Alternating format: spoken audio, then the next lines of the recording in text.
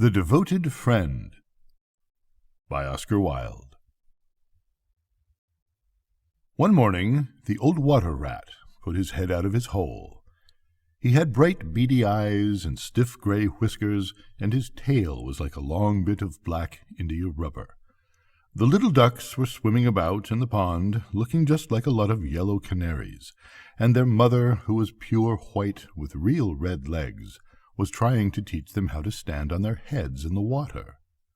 "You will never be in the best society unless you can stand on your heads," she kept saying to them, and every now and then she showed them how it was done. But the little ducks paid no attention to her. They were so young that they did not know what an advantage it is to be in society at all. "What disobedient children!" cried the old water rat. "They really deserve to be drowned." "Nothing of the kind," answered the duck. "Everyone must make a beginning, and parents cannot be too patient." "Ah, I know nothing about the feelings of parents," said the water rat. "I'm not a family man. In fact, I have never been married, and I never intend to be. Love is all very well in its way, but friendship is much higher. Indeed, I know of nothing in the world that is either nobler or rarer than a devoted friendship." "And what, pray, is your idea of the duties of a devoted friend?" asked a green linnet, who was sitting in a willow tree hard by, and had overheard the conversation. "Yes, that is just what I want to know," said the duck, and she swam away to the end of the pond and stood upon her head in order to give her children a good example. "What a silly question!" cried the water rat. "I should expect my devoted friend to be devoted to me, of course." "And what would you do in return?" asked the little bird, swinging upon a silver spray and flapping his tiny wings. "I don't understand you," answered the water rat. "Let me tell you a story on the subject," said the linnet. "Is the story about me?" asked the water rat. "If so, I will listen to it, for I am extremely fond of fiction." "It is applicable to you," answered the linnet, and he flew down, and alighting upon the bank, he told the story of the devoted friend. "Once upon a time," said the linnet, "there was an honest little fellow named Hans." "Was he very distinguished?" asked the water rat. "No," answered the linnet. "I don't think he was distinguished at all, except for his kind heart and his funny, round, good-humored face. He lived in a tiny cottage all by himself, and every day he worked in his garden. In all the countryside there was no garden so lovely as his. Sweet William grew there, and gillyflowers, and shepherd's purses, and fair maids of France. There were damask roses, and yellow roses, lilac crocuses, and gold, purple violets, and white, columbine, and lady smock, marjoram, and wild basil, the cowslip, and the flower de luce, the daffodil, and the clove-pink bloomed or blossomed in their proper order as the months went by, one flower taking another flower's place, so that there were always beautiful things to look at, and pleasant odors to smell. Little Hans had a great many friends, but the most devoted friend of all was Big Hugh the miller. Indeed, so devoted was the rich miller to little Hans that he would never go by his garden without leaning over the wall and plucking a large nosegay or a handful of sweet herbs, or filling his pockets with plums and cherries, if it was the fruit season. "Real friends should have everything in common," the miller used to say, and little Hans nodded and smiled and felt very proud of having a friend with such noble ideas. Sometimes, indeed, the neighbors thought it strange that the rich miller never gave little Hans anything in return, though he had 100 sacks of flour stored away in the mill, and 6 milch cows, and a large flock of woolly sheep. But Hans never troubled his head about these things, and nothing gave him greater pleasure than to listen to all the wonderful things the miller used to say about the unselfishness of true friendship. So little Hans worked away in his garden. During the spring, the summer, and the autumn he was very happy, But when the winter came, and he had no fruit or flowers to bring to the market, he suffered a good deal from cold and hunger, and often had to go to bed without any supper but a few dried pears or some hard nuts. In the winter also he was extremely lonely, as the miller never came to see him then. "There is no good in my going to see little Hans as long as the snow lasts," the miller used to say to his wife. "For when people are in trouble, they should be left alone, and not be bothered by visitors. That at least is my idea about friendship, and I am sure I am right. So I shall wait till the spring comes, and then I shall pay him a visit, and he will be able to give me a large basket of primroses, and that will make him so happy." "You are certainly very thoughtful about others," answered the wife, as she sat in her comfortable armchair by the big pine-wood fire. "Very thoughtful indeed. It is quite a treat to hear you talk about friendship. I am sure the clergyman himself could not say such beautiful things as you do, though he does live in a 3-storied house and wear a gold ring on his little finger." "But could we not ask little Hans up here?" said the miller's youngest son. "If poor Hans is in trouble, I will give him half my porridge and show him my white rabbits." "What a silly boy you are!" cried the miller. "I really don't know what is the use of sending you to school. You seem not to learn anything. Why, if little Hans came up here and saw our warm fire and our good supper and our great cask of red wine, he might get envious, and envy is a most terrible thing and would spoil anybody's nature. I certainly will not allow Hans's nature to be spoiled. I am his best friend, and I will always watch over him and see that he is not led into any temptations. Besides, if Hans came here, he might ask me to let him have some flour on credit, and that I could not do. Flour is one thing, and friendship is another, and they should not be confused. Why, the words are spelt differently and mean quite different things. Everybody can see that." "How well you talk," said the miller's wife, pouring herself out a large glass of warm ale. "Really, I feel quite drowsy. It is just like being in church."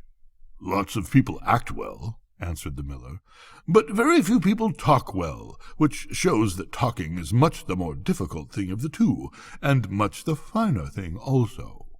And he looked sternly across the table at his little son, who felt so ashamed of himself that he hung his head down and grew quite scarlet, and began to cry into his tea.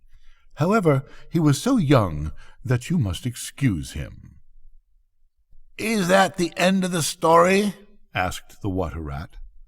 "Certainly not," answered the linnet. "That is the beginning." "Well, then you are quite behind the age," said the water-rat. "Every good storyteller nowadays starts with the end and then goes on to the beginning and concludes with the middle. That is the new method. I heard all about it the other day from a critic who was walking round the pond with a young man.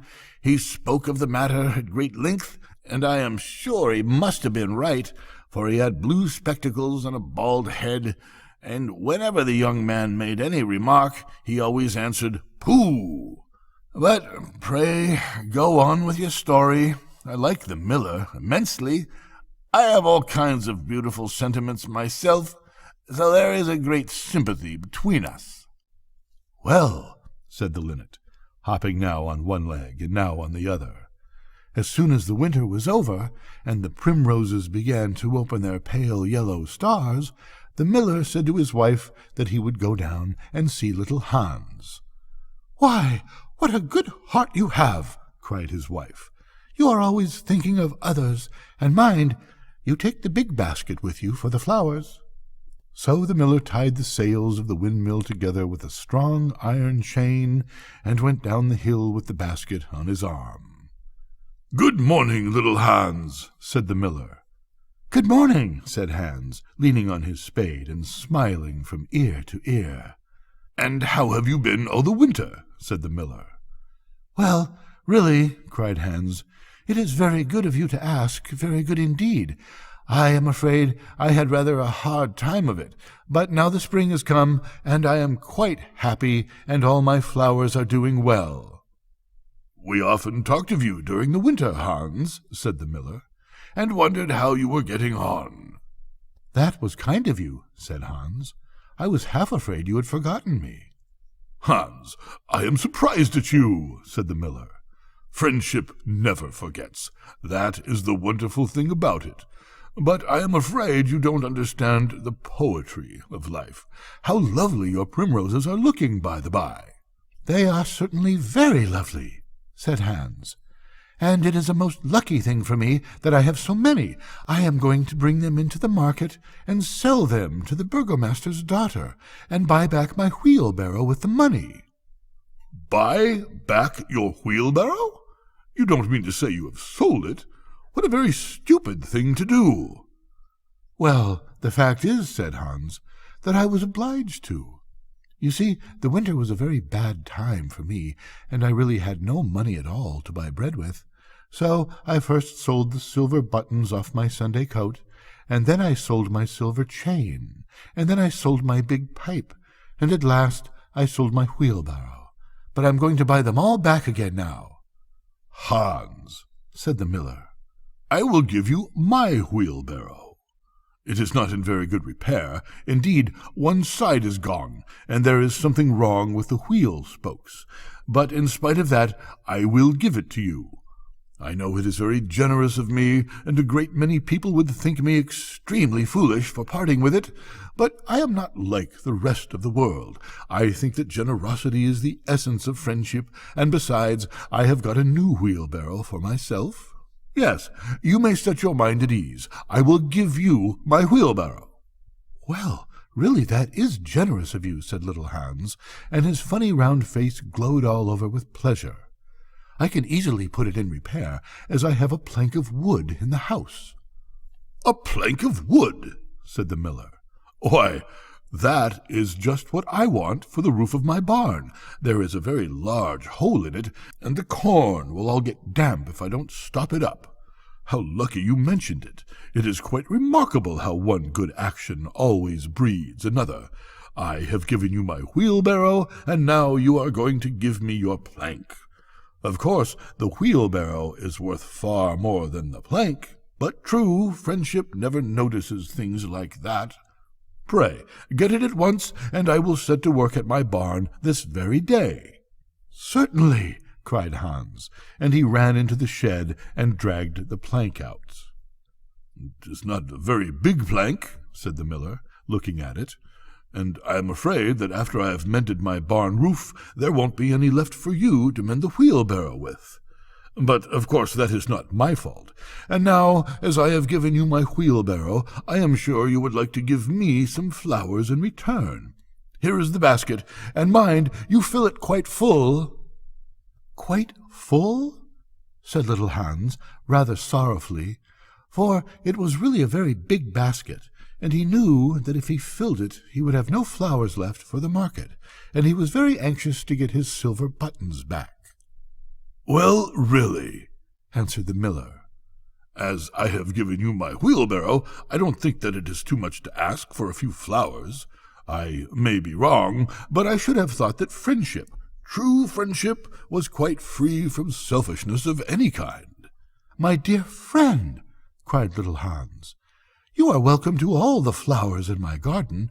I would much sooner have your good opinion than my silver buttons any day." And he ran and plucked all his pretty primroses and filled the miller's basket. "Good-bye, little Hans," said the miller, as he went up the hill with the plank on his shoulder and the big basket in his hand. "Good-bye," said little Hans, and he began to dig away quite merrily. He was so pleased about the wheelbarrow. The next day he was nailing up some honeysuckle against the porch, when he heard the miller's voice calling to him from the road. So he jumped off the ladder and ran down the garden and looked over the wall. There was the miller with a large sack of flour on his back. "Dear little Hans," said the miller, "would you mind carrying this sack of flour for me to market?" "Oh, I am so sorry," said Hans, But I am really very busy today. I have got all my creepers to nail up, and all my flowers to water, and all my grass to roll."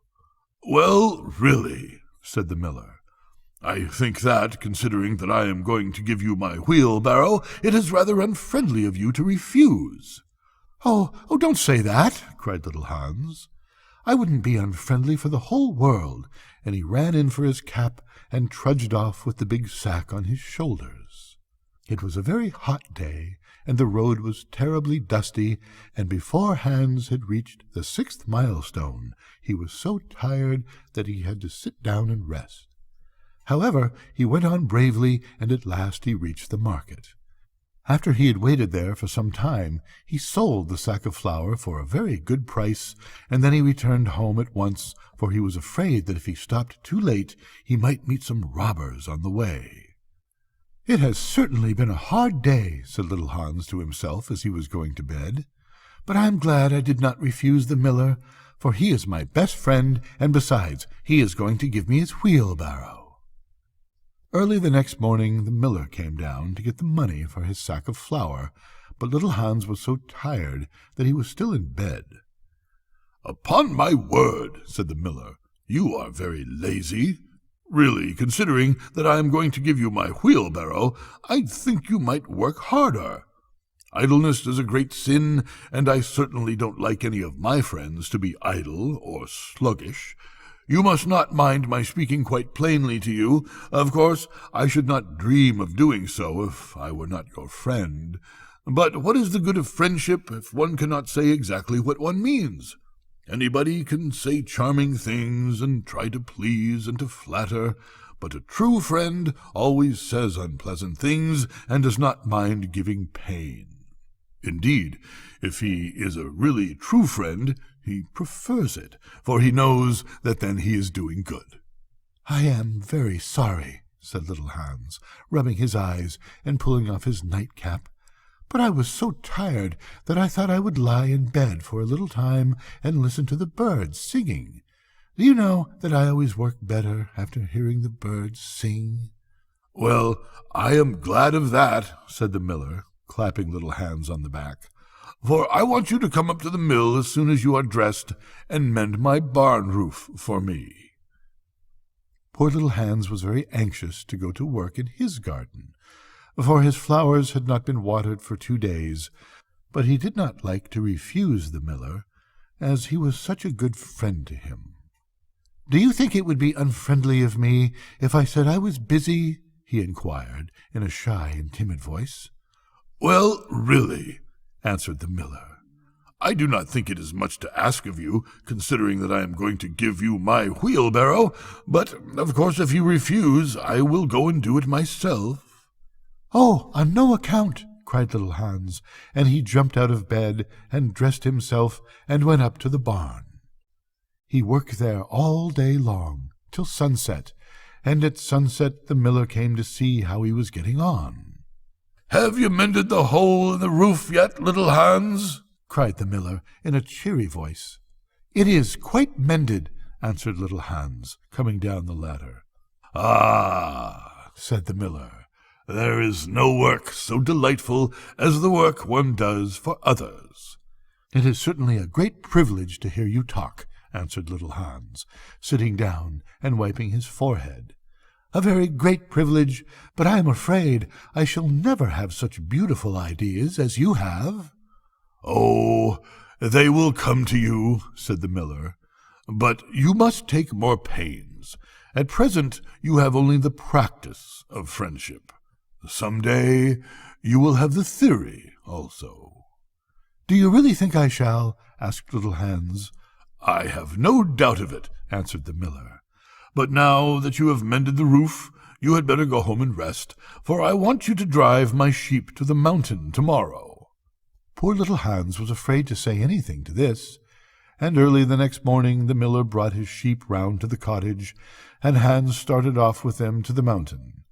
It took him the whole day to get there and back, and when he returned he was so tired that he went off to sleep in his chair and did not wake up till it was broad daylight.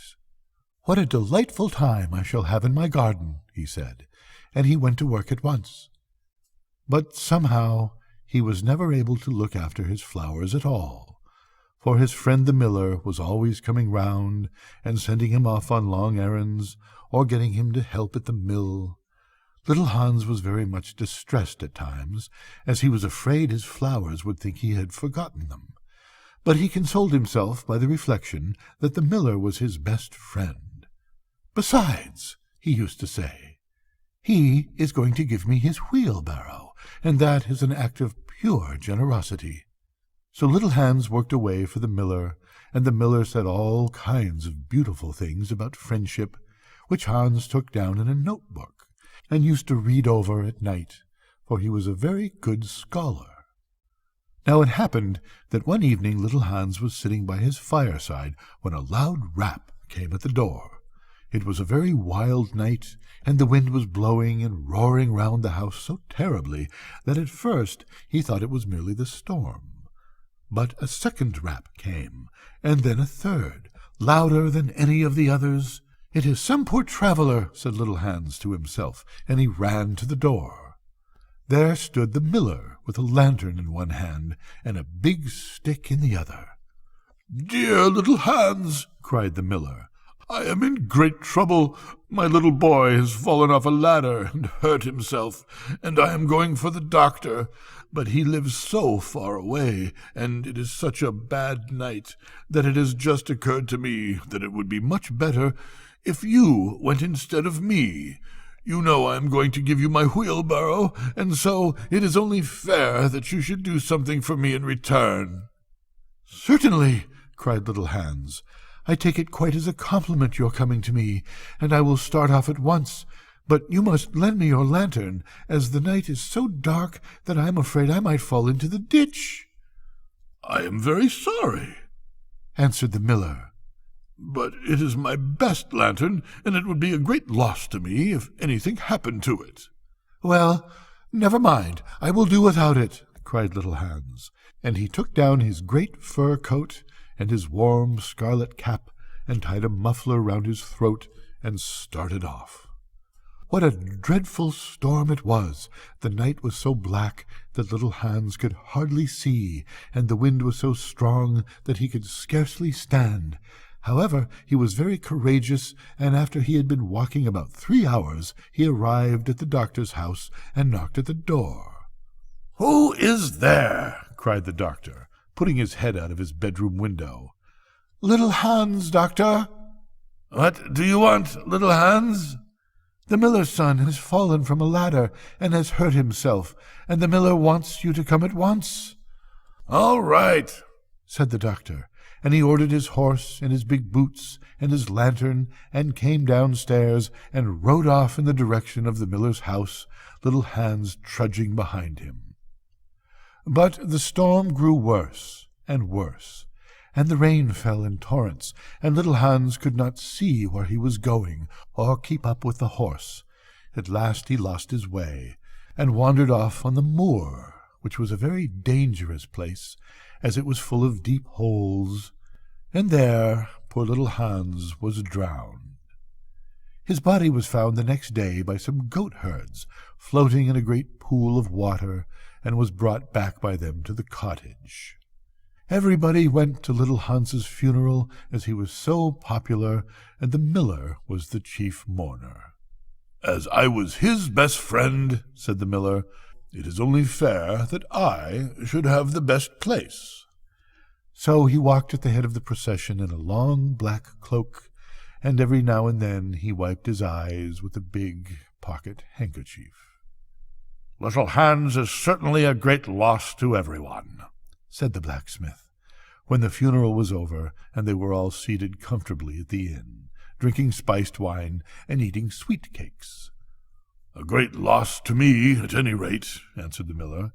"Why, I had as good as given him my wheelbarrow, and now I really don't know what to do with it. It is very much in my way at home, and it is in such bad repair that I could not get anything for it if I sold it. I will certainly take care not to give away anything again. One always suffers for being generous." "Well," said the water rat, after a long pause, "Well, that is the end," said the linnet. Yeah, but what became of the miller? Asked the water rat. "Oh, I really don't know," replied the linnet, "and I am sure that I don't care." It is quite evident that you have no sympathy in your nature, said the water rat.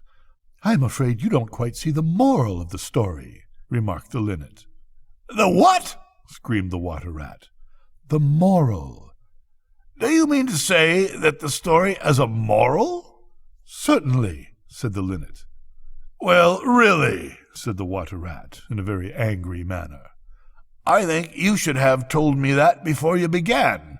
If you had done so, I certainly would not have listened to you. In fact, I should have said pooh, like the critic. However, I can say it now.